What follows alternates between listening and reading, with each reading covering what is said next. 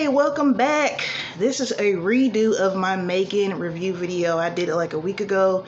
Come to find out, 70% of the video, the volume just went out. I was using another phone and I was in my car, so I don't know if that had something to do with it. But anyway, speaking of M3Gan, since we're going to be talking about M3Gan, it's already on rent or buy on demand. Like, these movies really, they go to the theater, they'll stay there, but they'll be available to view at home in like 2 weeks. So I don't know if that's good for the movie theater or not, because I really want the theater and the mall. The movie theater and the malls are the two things that are kind of slowly dying out. A lot of people are ordering online, ordering through Amazon. And I hate it. I miss the mall and the theater. It was like an event. You know, you walked around the mall as a teenager. You bought your little whatever Cinnabon. Then you met up with your friends if you weren't with them already and went to the movies. As a millennial, you know, I grew up with that, so I kind of miss it. But anyways, okay, to M3Gan. So if you've been following me, watch any of my other videos, you know I'm a horror movie fan. I love a good horror film, even if it has bits of comedy in it, which M3Gan did. I've talked to some people and they said they feel like M3Gan was more of a suspense thriller versus a horror. I guess you could say that. I would say it's a little bit of both. So the auntie, the one who took in her niece after her parents died, she looked very familiar while I was watching this movie, and I couldn't put my finger on it. And then I saw later on, once it was done, once it went off, that she played the girl in Get Out. I think his name was Chris, Daniel Kaluuya's character's girlfriend. But she's pretty good. I want to see her in some more things. So I guess there's no need to say spoilers, because at this point you've probably seen it. If you're watching this video, you've probably seen M3Gan already. Okay, overall I like the movie. My only complaint, and I know this is going to sound kind of gruesome, but I wish she would have had like more killings. It's like, okay, she killed the dog, she killed the dog's owner, and you can't really count the little boy at the camp because he rolled off into the street and got hit by a car. I mean, I guess you could say M3Gan was kind of the cause of his death, but she didn't actually like kill him. I don't know. I want to see more horror in that sense, like Chucky. But other than that little issue, I thought it was nice. I thought the plot was good, storytelling.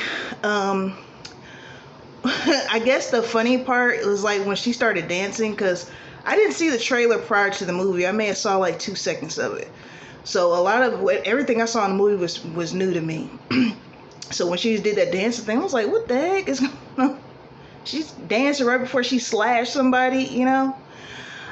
The one question that I was left with is her villain story. Like, what made M3Gan snap? She went from being the little girl's friend and confidant, taking care of her because her aunt was new to this whole parenting, guardian thing. She wasn't really equipped for it. It just kind of the position was thrown on her, you know, out the blue. So M3Gan kind of played that character, even to the point of going against the aunt. But we never saw, like in Chucky, you know, he was like that because the serial killer put his soul into his body. Annabelle was haunted. Like, most movies concerning dolls, they're either haunted or a witch did something to them, blah blah blah, puppet master, something like that. M3Gan just flipped on her own, which maybe that's kind of like a cautionary tale of all this artificial intelligence stuff that we have going on. Maybe we will be living in the real iRobot here in a minute with all. Maybe that's the hidden message in the M3Gan movie, you know. Maybe not, but she just flipped. Okay, so something I was tripping off of, and I'm starting to see this a lot in movies and TV, are kids just being really disrespectful to parents in a way that I've never seen. Like in M3Gan, this little girl cussed at her aunt, slapped her because she was trying to take M3Gan away, and her aunt's response was just all like, I'm trying to help you, and it's like, a 9-10-year-old slap you. Like, I'm not suggesting you beat the hell out of a kid, but if you're big enough to get slapped, you know the rest. Or if you're big enough to slap, you can get slapped. And I'm like, I'm seeing that too much. Little kids cussing their parents out. I know it happens in real life, but what's going on here? Okay, so standout characters, I would say, in M3Gan. Definitely M3Gan herself. I think the little girl did a good job. The aunt did an okay job as well. The one thing I did love actually, when they were, because there comes a question where how do we defeat the villain? And so the aunt had this little robot that she made in college, and it was just still there, and she showed the little girl how it worked. You put these gloves on and you control the robot.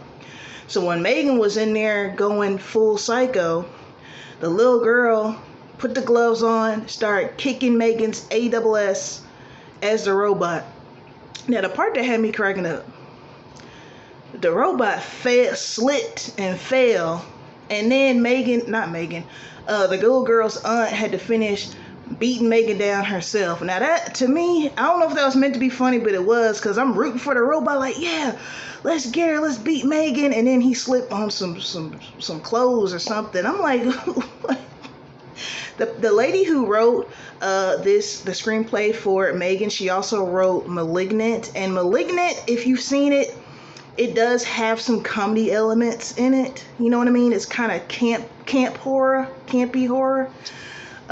So I'm thinking maybe that's her style. Like, you got horror with a little bit of comedy in it. You know what I'm saying? I personally like more horror than comedy, but she actually has a perfect amount in this movie, and also Malignant.